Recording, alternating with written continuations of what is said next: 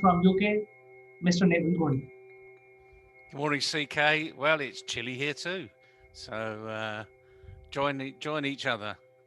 Although I don't seem to be having the overcoat that you've got on. Oh yeah, because you get heating in the UK, so you are you have a cozy environment, whereas we have winters only for a couple of months, so we just wear more clothes. That's it. There you go. So let's talk about the chilly environment. No, let's not talk about the chilly environment. Let's talk about something progressive, something that's changing in your world, which although it's taken some time to change, it recognizes change, it recognizes things need to change. Certainly, Neville. So there has been a lot of activities at the country level, and as you know, just to give you a little background, India is a federal country. That means different states which are ruled by state governments, and the state governments are also elected by the people, local people, by direct vote transfer.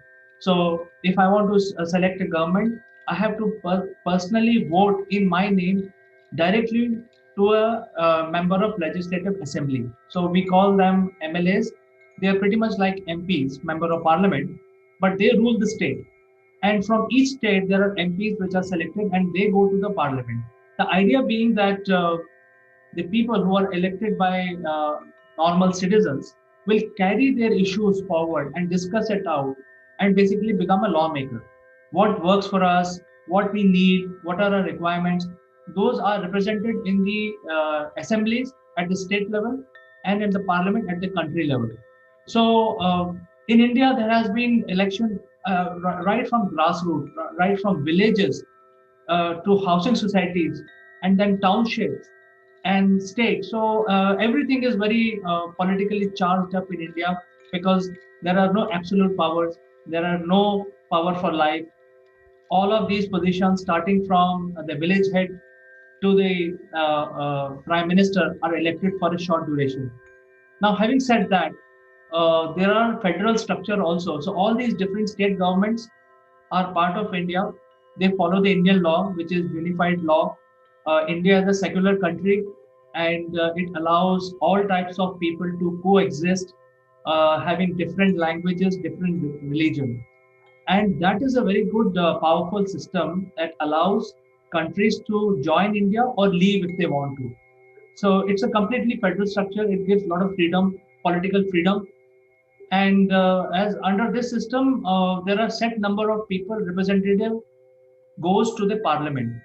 And when the India got independence from UK in 1947, the ratio was, depending on how many people were there at that point in time, and the figure was 530 and odd member of parliament in the lower house and about 230 in the upper house. The role for lower house is to run the government, and the role for upper house is to govern the parliament and the lower house. So basically, they are the house of elders who will watch what is going on, and nothing is going wrong in India. So that was the way the parliament in India operated. And even after independence, a lot of different states or different countries who were independent earlier joined Indian ecosystem. And the last country to join was a small country up north, bordering China, next to Bhutan, called Sikkim. In 1973, it joined India, became 29th state of India.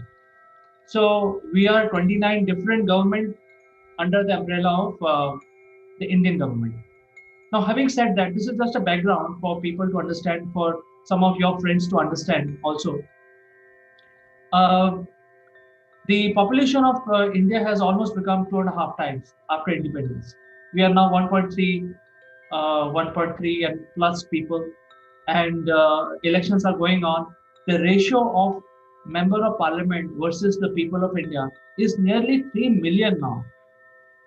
And that means 3 million people are sending one MP to the parliament. And that is a huge number. We were finding it difficult to represent everyone in the parliament because there is limited space in the building, and Parliament is an institution by itself. It comes along with a lot of other facilities and the government working, etc. So it is a very huge structure, especially for a country like India. It has Parliament building, it has security services, it has annex which provides the translation, because there are people from different part of India do not understand language, so there are automatic translators, bookkeeping, record storing, and all that. So it's a huge structure for the Indian Parliament, and there was a need to expand it. One, to represent Indian people better, and also to allow new federations to come and join Indian subcontinent. So finally, we got approval. Government of India has given 2 years time to construct a new building, which is almost like 2.5 times bigger than the previous one. And this will have facility to have nearly 1,200 plus member of parliament.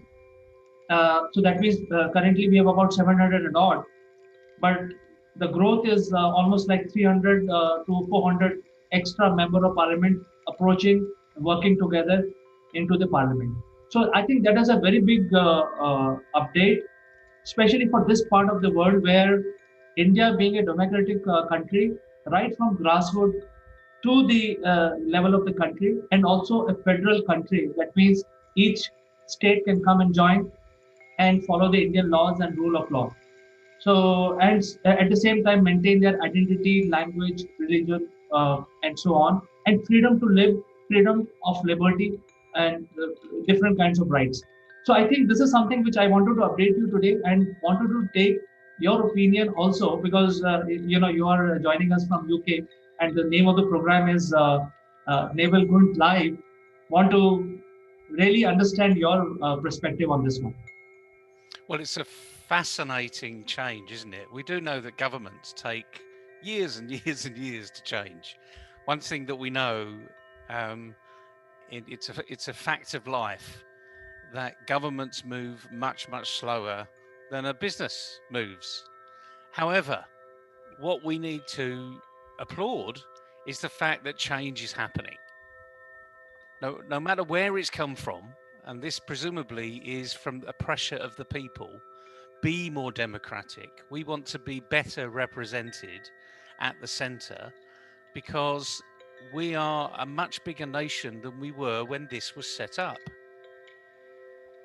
My guess is, listening to the numbers that you have there, it's very similar setup to the UK Houses of Parliament, the House of Lords, and the House of Commons, which isn't too surprising, really, because that's how India came into pass in 1947.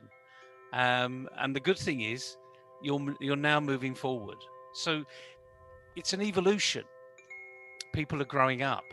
But let's look a little bit more at what's physically happened. So let me ask you a few questions, and it's really around why this has happened. So I'm making a few assumptions here, but let's make sure those assumptions are facts. The population is much bigger today than it was in 1947. I mean, that is a fact. So is the government recognizing that it needs to be more representative of this growing population and the growing differences around? You say India is now 29 states. That's a huge number of states, really. I mean, you're getting over half of the states in America, for instance. So it's a huge number of states. And all of those have got differing requirements. I mean, in the UK, we have the North and the South. The North, very industrial, the South, more service oriented. And in India, I know there's a huge difference between the East Coast and the West Coast. And certainly the industrious arena of the North, and certainly the Northwest part of India, than the Northeast.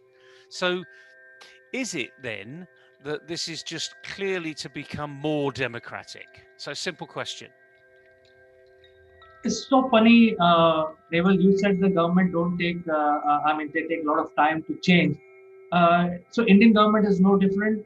It is similar to any other government. They have taken a lot of time. This need of expansion of parliament was recognized officially in the parliament itself about 30 years back. Wow.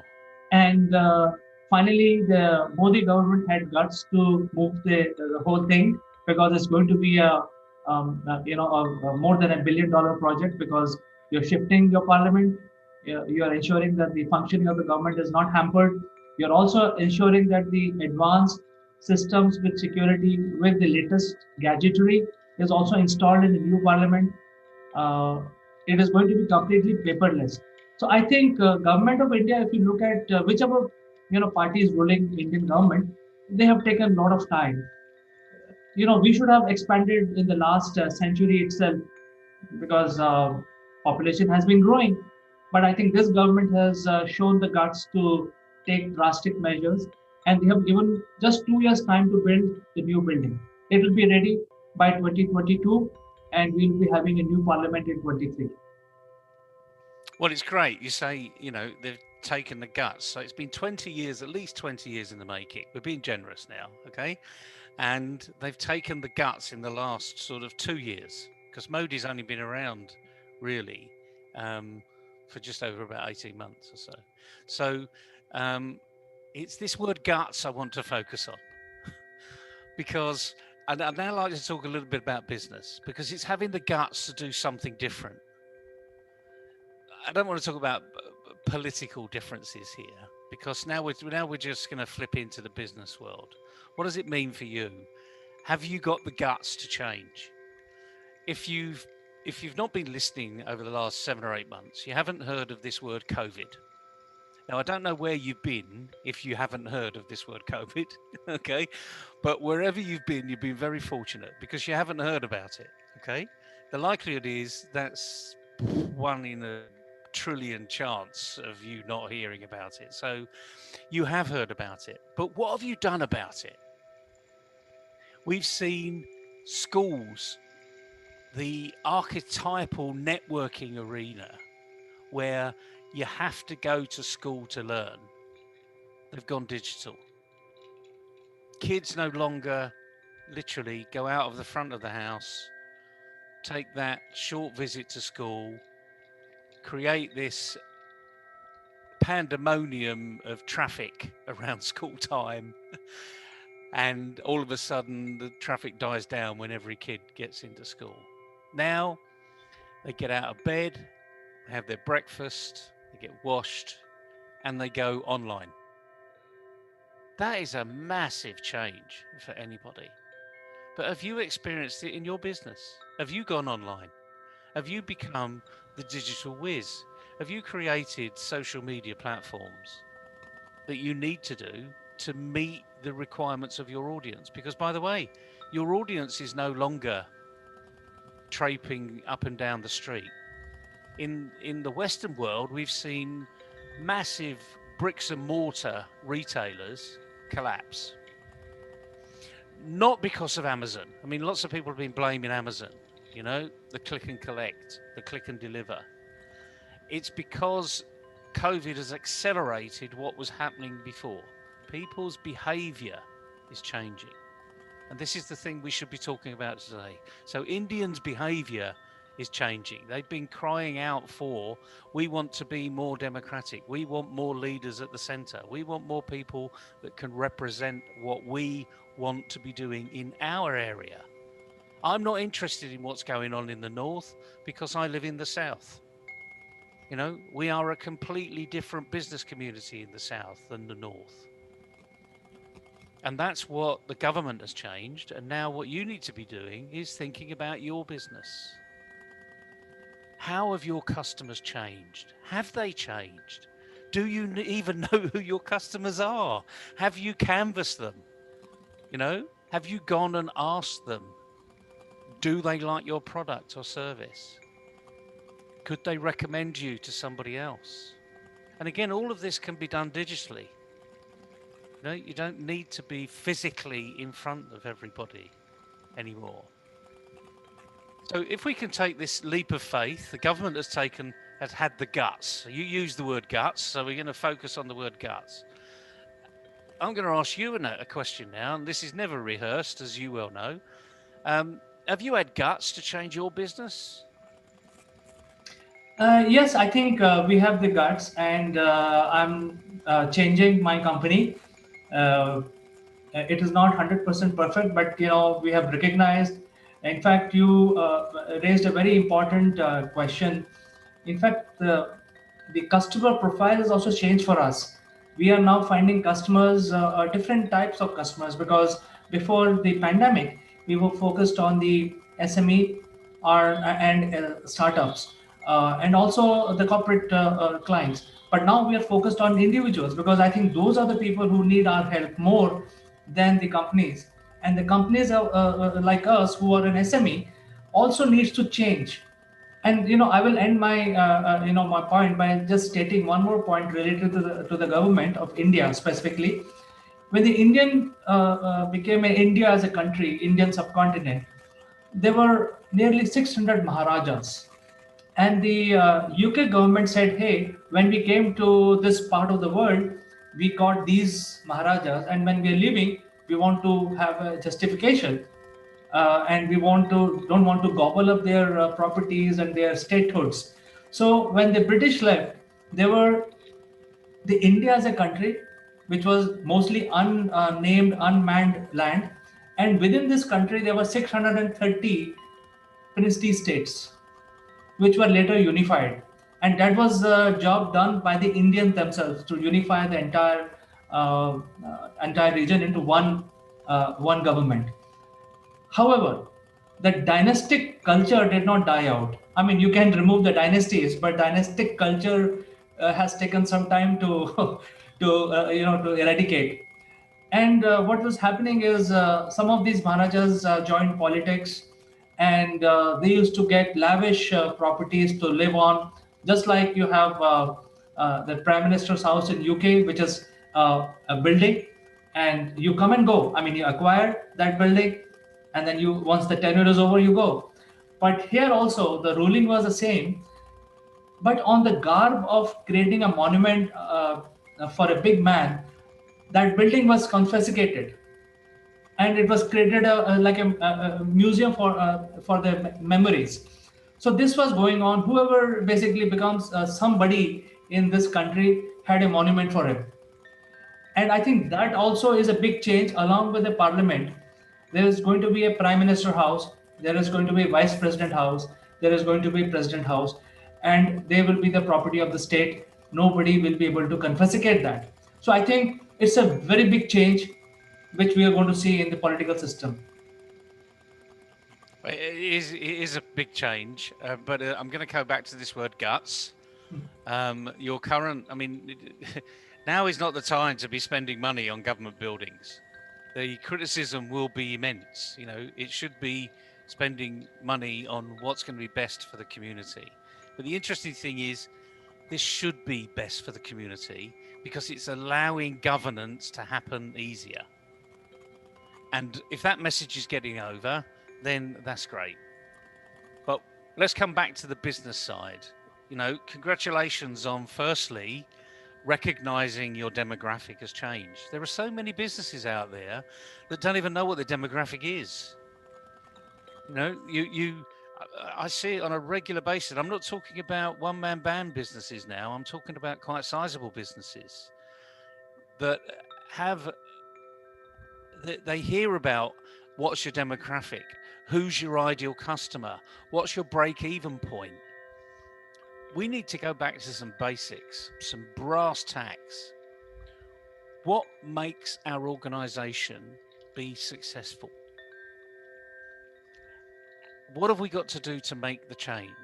And if you're a startup, a small organization, you have a real opportunity here to ask all those questions before you get into difficulty.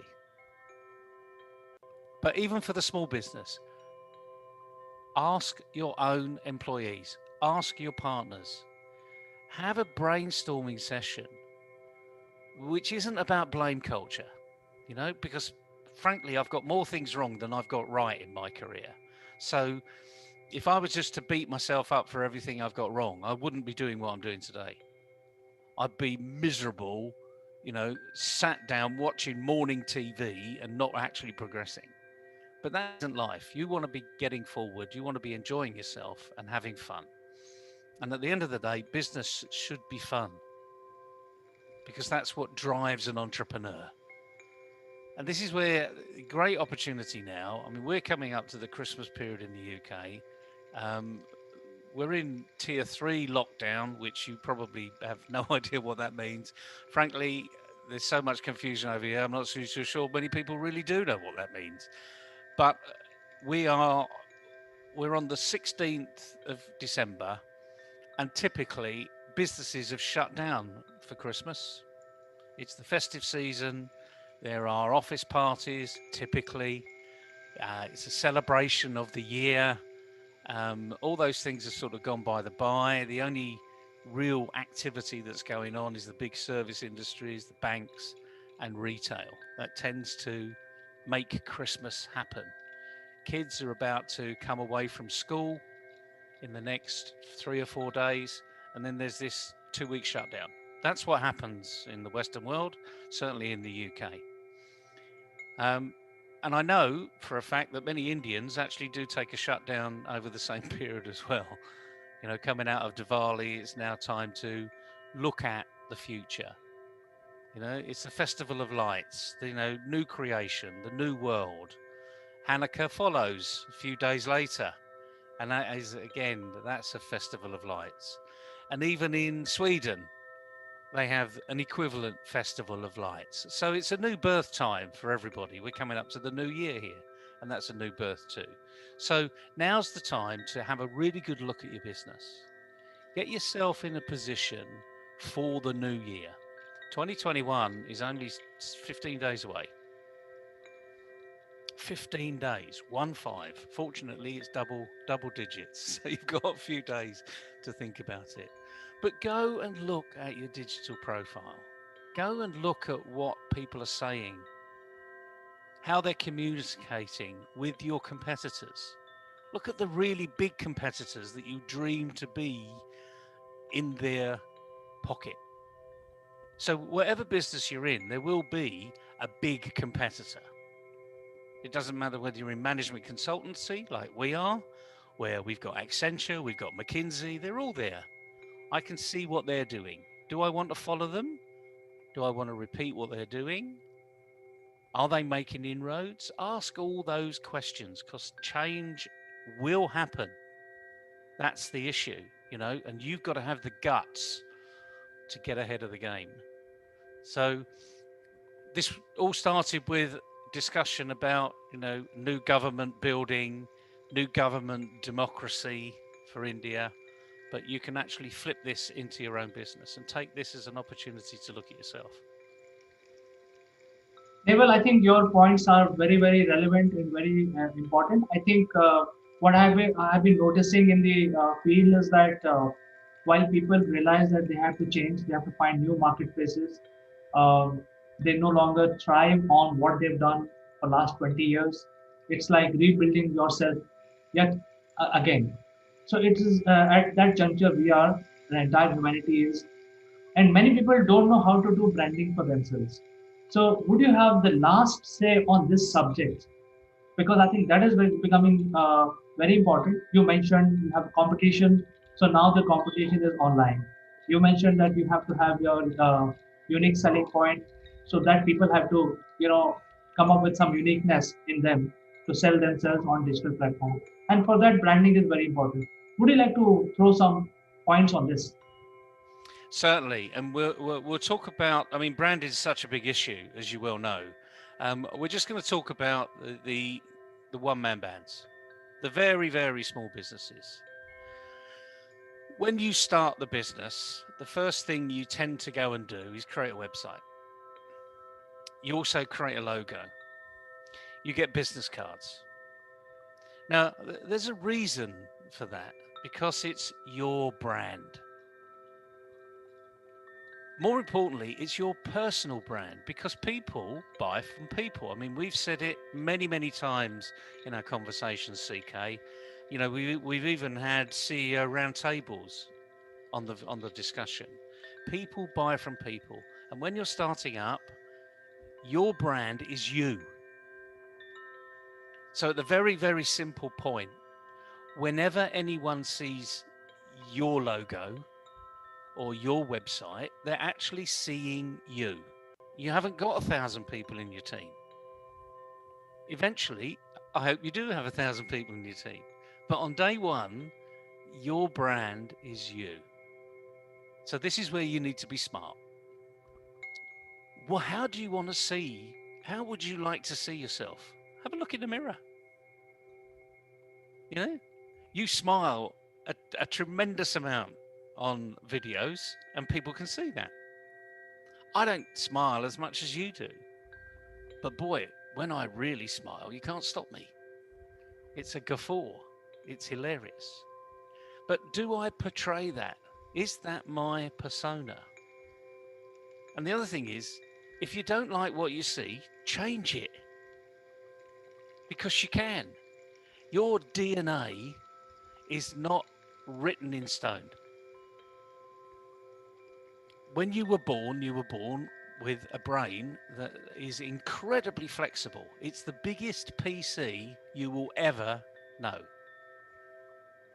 And your experiences are the software that goes into it. And as you improve your experiences, good or bad, I mean, you need to reflect on yourself. So the key thing is branding is absolutely critical to your success. In the first instance, it's personal branding that is going to count. So who are you? Have a good look in the mirror and start there. And then the next thing is move very quickly, get into the digital space. You're going to make mistakes. Don't worry about it, but just get out there. Go onto LinkedIn, create a profile, send it to your best friends and say, do you think that's me? And if they are your best friends, they'll give you a really good laugh and they'll say, you're joking, you know, when did you do that? How did you do this? You know, and you can have a bit of fun building up that profile because that is the brand. We forget about where brands start. In Your Passport to Grow, which is a sort of subsidiary of MindFit, we talk about the brand of me. BOM, not BUM, by the way, BOM, the brand of me. And it is, who am I? How do people see me? Do they believe me? Really tough questions, actually. Even tough questions for an SME that's been around for 5 or 6 years. But if you start off, you know, you ask the question, you know, how important is the brand? Where's the brand come from? Well, it starts inside. It's like happiness. Happiness is driven by you, not by anybody else. The environment can make you feel happy, but only if you're prepared to listen. And the other thing, by the way, while we're on this subject of happiness, it takes fewer muscles to smile than it does to frown. So typically, as humans, are very lazy. You know, smile a lot because you're not using as many muscles. So, but anyway, coming back to the subject of branding, branding starts with you as the individual. You need to be focused on who you are, why you are, what people see. And you won't get it right all the time. But the more you practice, the better you'll become.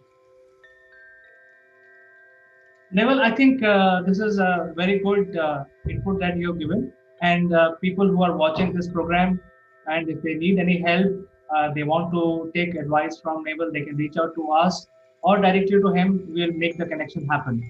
And they can learn the rules of doing branding and grow, similar to what the Indian government has done with erecting new buildings and new infrastructure to govern better. So thank you very much, Neville, for finding time this morning to talk to us. And we will catch up in some other edition of Neighborhood Live, probably next week. It's been a pleasure, CK, as ever. And if anyone wants to know about branding, just look at what's going on your screen behind you. because there are brands galore, and we don't even notice what's being shown. So just be smart. Go and have fun. Go and practice, because the right practice makes perfect. Thank you, Neville. Bye bye for today. We will catch you next time. Cheerio.